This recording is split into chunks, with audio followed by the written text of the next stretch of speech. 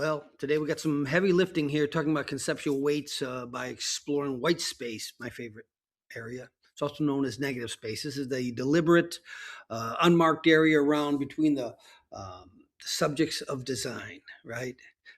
Beginners often look at an empty canvas and panic, feeling overwhelmed, an urge to crowd everything onto your poster or your assignment there. And but every square inch can't have chaotic shapes and too much text. You want to resist that urge. You want to have white space that makes the breathing space. It's a silence between the musical notes that makes the melody beautiful. So when you have generous margins and simplify your data, you elevate your composition, right? When there's space, the structural arrangement of visual design elements to create a unified whole. By focusing on clean layouts, you take a messy pile of data and turn it into something premium, readable, incredibly intentional. In the professional world, the ability to look at absolute chaos and declutter it and present it in a clean, structured summary is exactly what executives are looking for and the clients are looking for. And what I'm looking for in you, especially that hierarchy, right? Where are the eyes being attracted to? Because that's what they're going to look for, to get that message out, get it clear out. I sound like a broken record, right?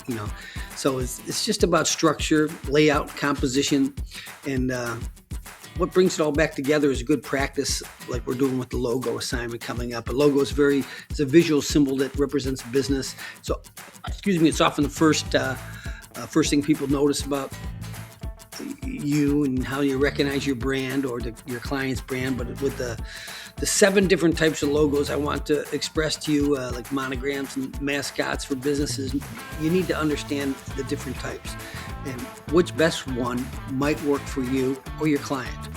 The best type of logo for your brand is the one that matches its goals and its intended use. So you want to consider where it's being sent the most and where it's going to be seen the most, right? The best type of logo, it really hits somewhere in your social media or your packaging, in your business cards.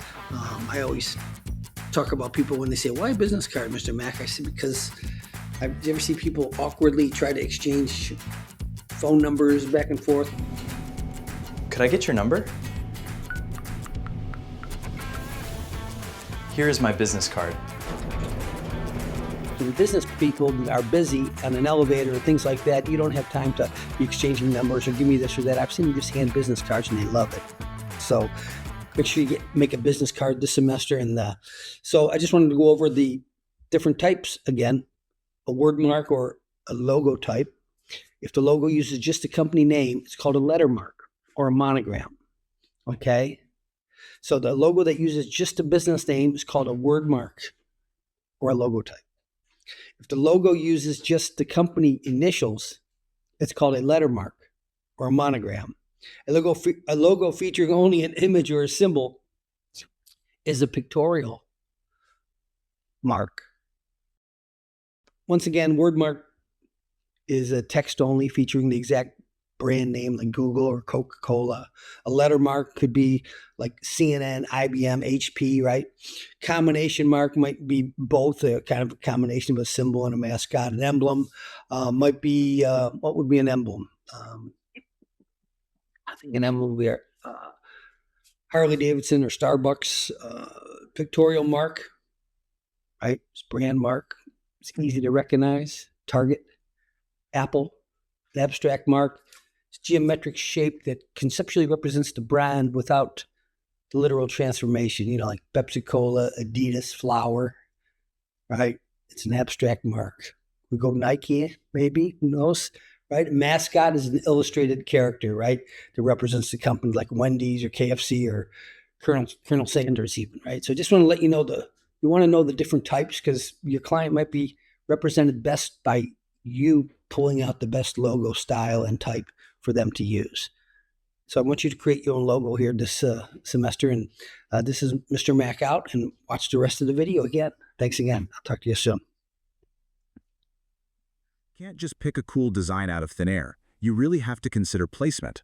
The absolute best type of logo for a brand is the one that directly matches its intended goals and where it's going to show up most frequently. You have to ask yourself, what does this logo actually need to achieve? Is it going to live mostly on tiny printed business cards? Is it going to be wrapped around packaging? Will it just serve as a tiny little avatar on social media profiles? Or is it going to be blown up massively on physical storefront signage? These physical realities have to dictate the visual choices you make. The 7 logo types. Time to categorize that brand identity. Let's start by contrasting our 2 text-based logo types. On one side, we've got the word mark, which is also known as a logo type. This is a text-only approach featuring the exact full brand name. Think of Google or Coca-Cola. On the flip side, we have the letter mark or monogram. This is also text-only, but it uses just the company initials. Think CNN or IBM. The big takeaway here is just knowing when to use a full name to build immediate brand recognition versus when you need to simplify a long, clunky name down to its initials for a quick, punchy visual impact. Now, let's build out the rest of our branding arsenal with 5 more categories based on how they incorporate graphics. First up, the pictorial mark, or brand mark. This is a recognizable, literal graphic symbol without any text at all. Apple or Target are perfect examples of this.